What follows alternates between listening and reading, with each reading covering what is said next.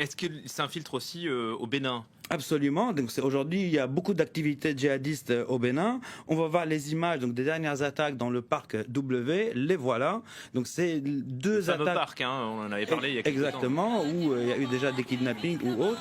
Donc effectivement, c'est les attaques les plus importantes au Bénin depuis des mois.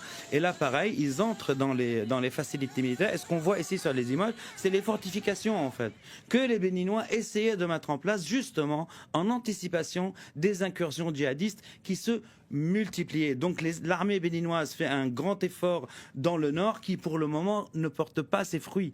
Et là les voilà aussi encore une fois dans la caserne, fortifiés on va dire à la manière des fortifications occidentales, hein, parce qu'il y a une certaine aide technique et logistique de par exemple des militaires français qui ont des accords avec le Bénin pour l'aider à fortifier sa frontière. On va voir par ailleurs un véhicule blindé VAB, donc offert par la France sur une autre vidéo, à l'armée béninoise et capturé par les djihadistes. Donc le voilà conduit par des djihadistes du JNIM. Donc il y a un effort certain au Bénin militairement parlant, mais ce n'est pas suffisant. Est-ce que ça sera suffisant, oui, pour éviter le même sort que les pays du Sahel?